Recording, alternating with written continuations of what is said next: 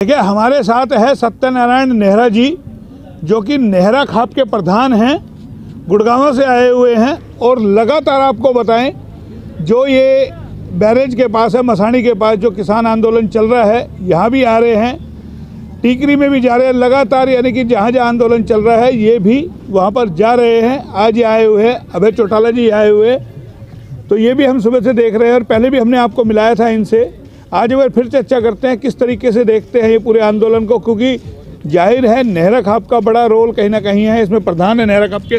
जनाब, क्या कहेंगे, कल भी आपकी वार्ता विफल हो गई सरकार से, तमाम जो किसान आंदोलन कर रहे हैं, किस रूप में देखते हैं इसको? देखिए जी, कल वार्ता ज़रूर विफल हुई है, लेकिन जिस तरह से सरकार ने कहा 1.5 साल के लिए हम कानून को होल्ड करते हैं, तो कहीं ना कहीं हमारी विफल नहीं, हम तो जीत रहे हैं इसकी तरफ कि सरकार झुक रही है धीरे धीरे, और सरकार को झुकना पड़ेगा। अभी जैसे जैसे 26 जनवरी नज़दीक आ रही है, हम किसान रैली निकालेंगे इसके ऊपर, तो सरकार को ये खतरा है। और कहीं ना कहीं जो किसान रैली निकालेंगे तो देश के अंदर और जागरूकता आएगी, और जितने भी हमारे 29-30 स्टेट हैं उन सब से किसानों का अब दिल्ली की तरफ कूच हो रहा है। तो धीरे धीरे सरकार इस पे मान रही है, ऐसी बात है नहीं मान रही। नहीं, आप कहते हैं मान रही है या सरकार डर रही है, या आपको एक ट्रैप में फंसा रही है कि 1.5-2 साल करके लिए ये स्थगित हो जाए ये बिल, या उस ट्रैप में आप लोग फंसेंगे? नहीं, हो सकता है सरकार हमें ट्रैप में फंसा रही हो, लेकिन किसान आज फंसने वाला नहीं है, क्योंकि किसान को पता है कि अगर हम उठ गए तो फिर ये आंदोलन जमावड़ा हो सकता है, हमें देरी लग जाए। लेकिन जब हम बैठे हैं तो अभी 29-30 को ये सरकार कह रही है कि लोकसभा बैठे गए, तो लोकसभा जैसे बैठाएंगे तो हमारा इसमें कानून वापसी करे और फिर नया कानून बढ़ाए, जो अच्छा कानून हो, किसानों से राय लेके बनाए। नहीं, आपको लगता है कि सरकार को कहीं ना कहीं ये समझ में आ गया कि जिस तरीके से किसान बैठा है और देश की अर्थव्यवस्था जिस तरीके से पटरी से उतरी हुई है, तमाम सेक्टर ध्वस्त हो गए, एक सिर्फ कृषि सेक्टर है जिसमें नफा है, और अगर ये किसान नहीं उठते हैं तो और भी देश की बुरी स्थिति हो सकती है, इसीलिए सरकार बनी। ये बात बिल्कुल आपकी मानने लायक बात है कि सरकार को एहसास तो हो चुका है। अब कहीं ना कहीं अगर किसान नहीं उठा तो अर्थव्यवस्था तो खराब होगी ही, क्योंकि आप देखिए कोरोना काल के अंदर जितने भी प्राइवेट सेक्टर जो भी थे वो सब के सब डाउन गए हैं, लेकिन एक कृषि क्षेत्र ऐसा था जो 3% की बढ़ोतरी के ऊपर बढ़ा है, देश की अर्थव्यवस्था बढ़ी है। तो सरकार को ये तो नेचुरल बात है, पता लग गया कि कृषि क्षेत्र के अंदर ही देश का बढ़ावा है, और सरकार इतनी मूर्खता तो करेगी नहीं। हाँ, सरकार इसको लंबा जरूर खींच रही है। अब देखो सरकार कितना लंबा खींचती है, लेकिन हम भी हटने वाले नहीं हैं, चाहे हमें इसके लिए 1 साल 2 साल कितना ही समय लग जाए, किसान हटने वाला नहीं है। लेकिन एक और चीज़ निकल के आ रही है, जिस तरीके से किसानों को टारगेट किया जा रहा है कि खालिस्तानी हैं, आतंकवादी हैं, इनके पास पैसा कहाँ से आ रहा है, कहाँ से ये मलाई खा रहे हैं, कहाँ से पिन्नियाँ खा रहे हैं, लड्डू खा रहे हैं, काजू बादाम खा रहे हैं, आप लोगों पे तमाम। क्या आप वाकई में आप पंजाब से हैं, लेकिन आप तो अपना पता जो गुड़गांव में बता रहे हैं? लेकिन आप एक बात बताइए, ये हमारे साथ कितने खड़े हैं किसान, ये सभी जो हैं अपने हिंदुस्तान के हैं। हम हरियाणा, पंजाब या दिल्ली इसमें नहीं कहेंगे, किसान जो है वो पूरे भारत देश का है। रही बात है खालिस्तानी पाकिस्तानी कहे, कल ने तो आपको भी ये पाकिस्तानी कहेंगे, औरों को भी पाकिस्तानी। इसका मतलब हमें सरकार से ये सर्टिफिकेट लेना होगा कि कौन पाकिस्तानी है, कौन हिंदुस्तानी है, कौन देशभक्त और कौन देश का गद्दार है। हम हिंदुस्तान। हमारा सवाल ये, कल यही सरकार जब विपक्ष में थी, आपको ध्यान होगा, बीजेपी तमाम जो है छोटी छोटी चीज़ों पे आंदोलन करती थी, चाहे डीजल हो, पेट्रोल हो। आज आपने गैस की हालत देखी होगी, डीजल की हालत देखी होगी, पेट्रोल की हालत देखी होगी, किस तरीके से गैस पे 100 रुपये बढ़ गए।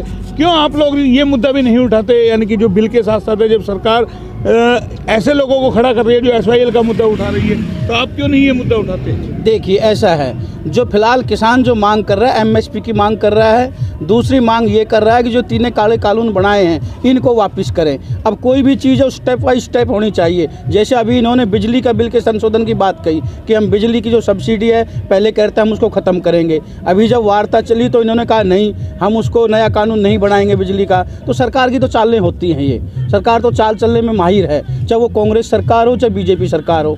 यही बीजेपी सरकार, मेरा अच्छी तरह याद है 2013 के अंदर इन्होंने जब कहते थे हम स्वामीनाथन रिपोर्ट लागू करेंगे, आज क्यों नहीं करते स्वामीनाथन रिपोर्ट लागू?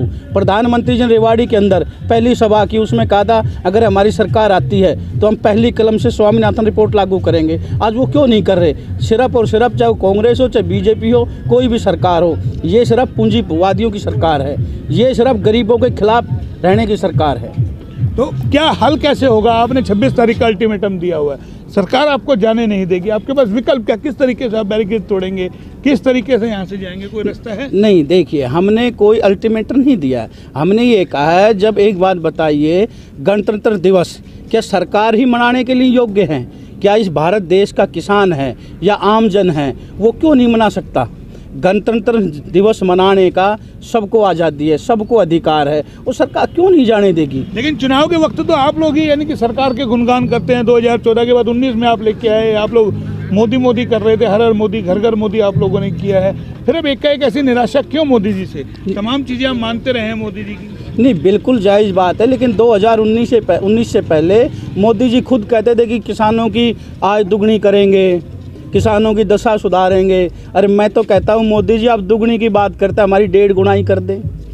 जो ये अडानी अंबानी की जो इनकम है वो 426 करोड़ रुपए एक दिन की इनकम है उनकी, आपको शायद पता होगा। हम कहते हैं हमारी 426 रुपये ही कर दीजिए, लेकिन इन्होंने गरीबों से, किसानों से कोई मतलब नहीं है। और हमें ये मालूम भी नहीं था 2019 से पहले कि भाई ये हमारे किसानों के साथ, जो आम जन के साथ इतना दुर्व्यवहार करेंगे, ऐसे कृषि कानून, काले कानून लाएंगे। अगर हमें पता होता तो बिल्कुल हम इनको नहीं लाते। तो फिर जैसे आप मोदी जी के मन की बात सुनते हैं, मोदी जी आपकी क्यों नहीं सुन रहे मन की बात? इतने दिनों से आप बैठे हैं, आज 60 दिन होने को जा रहे हैं आपके आंदोलन को। नहीं, देखिए मोदी जी ने तो पहली बात तो उन्हें मन की बात करने का अधिकार ही नहीं है देश की जनता को, क्योंकि देश की जनता से बात करने का अधिकार है जन की बात। मन की बात तो कोई भी है वो अपने बच्चों से करता है, उसको मन की बात करनी नहीं चाहिए। रही बात हमारी मन की बात सुनने की, अगर मोदी जी हमारी मन की बात सुनते तो फिर अंबानी और अडानी की बात क्यों नहीं सुनते? उन्होंने तो मन की बात, उनके 2 पुत्र हैं, अडानी जी और अंबानी जी, वो तो उनकी सुनेंगे, किसानों की थोड़ी सुनेंगे। लेकिन वो तो कह रहे हैं हम 50 तक राज करेंगे। वो तो समय बताएगा कितने तक राज करेंगे। सत्ता तो हो सकता है बीच में ही परिवर्तन हो जाए, क्योंकि जब देश का किसान जाग चुका है, किसान किसी जाति से नहीं है, किसान किसी धर्म से नहीं है, किसान तो किसान ही है। अभी देखिए आप, परसों मैंने अखबार में पढ़ा था कि 1 अप्रैल से एक ऐसा कानून लागू करने जा रहे हैं जो अपने मजदूर भाइयों के लिए हैं कि 12 घंटे नौकरी करेंगे, वो जो 8 घंटे की तनख्वाह मिलती थी उसी तनख्वाह में 12 घंटे नौकरी करेंगे। तो धीरे धीरे कहीं ना है मजदूर भी खड़ा है किसानों के साथ। तो ये सरकार तो आप गई समझो। लेकिन अभी मध्यम वर्ग जो घरों में बैठे हैं उनको तो अभी ये चीज़ समझ में नहीं आई, जो गली में दुकान करके बैठा है किराने की, उसको तो ये बातें अभी समझ में नहीं आ रही। वो तो कह रहा मेरा तो बहुत बढ़िया काम चल रहा है। नहीं, आपकी बात बिल्कुल जायज़ है, लेकिन हम घर घर गए हैं, गांव गांव गए हैं, हमें लोगों ने जागरूकता, हमने लोगों को किया है, तो लोग धीरे धीरे इस बात को मानने लग गए कि वाकई में जो कृषि कानून है ये बिल्कुल ही किसानों के, आम जन के विरुद्ध है।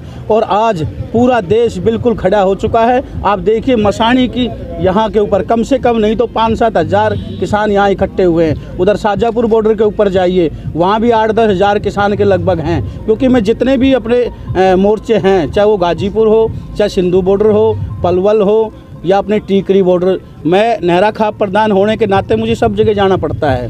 तो आप नेहरा खाप के कितने यानी कि किसान यहाँ धरने पर आए हुए हैं तमाम जगह, अगर हम बात करें? देखिए जी, हमारे तो जो पूरी देश के अंदर जो नेहरा खाप है, चाहे वो राजस्थान से हो, पंजाब से, अभी पंजाब का एक किसान अभी शहीद हो गया था महमा गांव, उसमें भी हमारी नेहरा खाप के लोग हैं। लेकिन हम खापों में ना बढ़ते हुए, क्योंकि हमने ऐलान कर दिया था, आपको पता होगा जींद के अंदर हमने एक पंचायत की थी सरव खाप की, तो जिसमें पूरे देश की खाप इकट्ठी थी, उसमें यही निर्णय लिया गया था जितनी भी खापें हैं सभी किसान हैं, सभी किसानों का साथ दें।